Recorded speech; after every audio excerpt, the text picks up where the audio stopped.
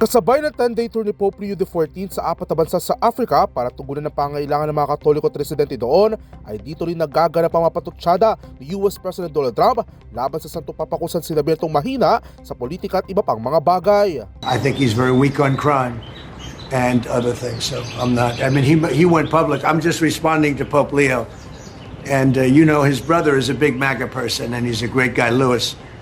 And I said I like Louis better than I like the Pope. We believe strongly in law and order, and he seemed to have a problem with that. So there's nothing to apologize for. He's wrong. Habang isang AI-generated image naman ang pinost si Trump sa kanyang social media na nasa katayuan ni Jesus na parang nagpapagaling sa mga may sakit. Bagamat agad din binurang naturang post, umani pa nito ng samot-saring reaksyon mula sa mga netizen at religious leader at sinabing may tutuloy ito sang uri ng kalapastanganan o blasphemous act laban sa pangalan ng Diyos. Gayon pa man, sagot naman dyan ng Supreme Pontiff ay wala siyang oras may pagdebate at magpapatuloy lamang siya sa pagsasalita para kondenay nagpapatuloy na giyera sa Middle East. I don't want to get into a debate with him. I don't think that the message of the gospel is meant to be abused in the way that some people are doing.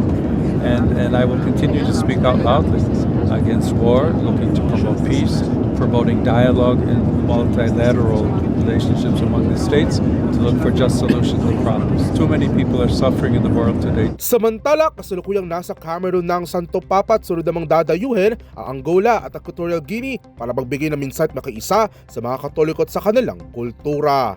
Ito si James Galanga ng DZRH TV, una sa Pilipinas, una sa Pilipino.